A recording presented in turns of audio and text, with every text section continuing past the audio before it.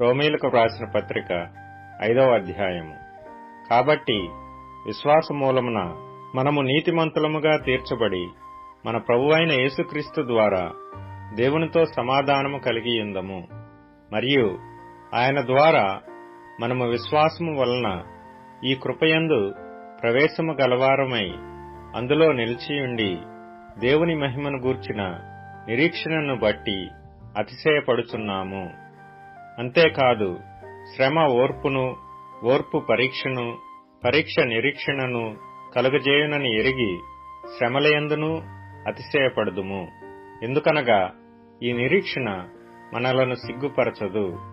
మనకు అనుగ్రహింపబడిన పరిశుద్ధాత్మ ద్వారా దేవుని ప్రేమ మన హృదయములలో కుమ్మరింపబడి ఉన్నది. ఎలయనగా మనమింకా బలహీనులమై ఉండగా క్రీస్తు యుక్తకాలమున భక్తిహీనుల కొరకు చనిపోయెను. నీతిమంతుని కొరకు సహితము ఒకడు చనిపోవుట అరుదు. మంచివాని కొరకు ఎవడైనా ఒకవేళ చనిపోవ తెగింపవచ్చును. అయితే దేవుడు మన ఎడల తన ప్రేమను వెల్లడిపరుచుచున్నాడు. ఎట్లనగా మనమింకనూ పాపులమై ఉండగానే క్రీస్తు మన కొరకు చనిపోయెను. కాబట్టి ఆయన రక్తము వలన ఇప్పుడు నీతిమంతులముగా తీర్చబడి మరింత నిశ్చయముగా ఆయన ద్వారా ఉగ్రత నుండి రక్షింపబడుదుము. యాలయనగా శత్రువులమై ఉండగా ఆయన కుమారుని మరణము ద్వారా మనము దేవునితో సమాధానపరచబడిన ఎడల సమాధానపరచబడిన వారమై ఆయన జీవించుట చేత మరి నిశ్చయముగా రక్షింపబడుదుము. అంతేకాదు, మన ప్రభువైన యేసుక్రీస్తు ద్వారా మనము దేవుని యందు అతిశయపడుచున్నాము. ఆయన ద్వారానే మనము ఇప్పుడు సమాధాన స్థితి పొందియున్నాము. ఇట్లుండగా ఒక మనుషుని ద్వారా పాపమును, పాపము ద్వారా మరణమును లోకములో ఎలాగు ప్రవేశించెనో అలాగుననే మనుషులందరూ పాపము చేసినందున మరణము అందరికిని సంప్రాప్తమాయెను.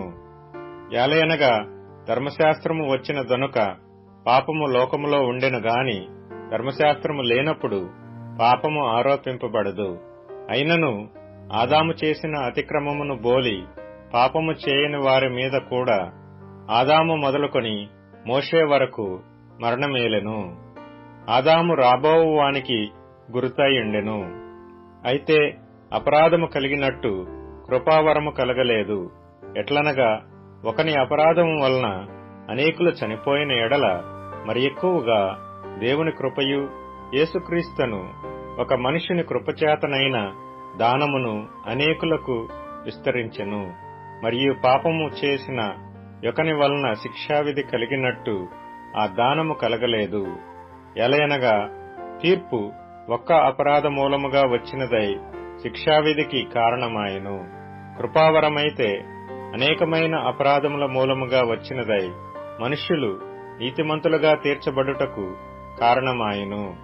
మరణము ఒకని అపరాధ మూలమున వచ్చినదై ఆ యొకని ద్వారానే ఏలిన ఎడల కృపాబాహుల్యమును నీతి దానమును పొందువారు జీవము గలవారై మరి నిశ్చయముగా యేసుక్రీస్తును ఒకని ద్వారానే ఏలుదురు. కాబట్టి తీర్పు ఒక్క అపరాధ మూలమున వచ్చినదై మనుషులకందరికిని శిక్షావిధి కలుగుటకు ఎలాగు కారణమాయెనో అలాగే ఒక్క పుణ్యకార్యము వలన కృపాదానము మనుషులకందరికిని జీవప్రదమైన నీతి విధింపబడుటకు కారణమాయెను. యాలయనగా ఒక మనుషుని అవిధేయత వలన అనేకులు పాపులుగా ఎలాగు చేయబడిరో అలాగే ఒకని విధేయత వలన అనేకులు నీతిమంతులుగా చేయబడుదురు. మరియు అపరాధము విస్తరించున్నట్లు ధర్మశాస్త్రము ప్రవేశించెను. అయినను పాపము మరణమును ఆధారము చేసుకొని ఎలాగు ఏలెనో అలాగే నిత్యజీవము కలుగుటకై నీతి ద్వారా కృపయు మన ప్రభువైన యేసుక్రీస్తు మూలముగా ఏలు నిమిత్తము పాపం ఎక్కడ విస్తరించెనో అక్కడ కృప అపరిమితముగా విస్తరించెను.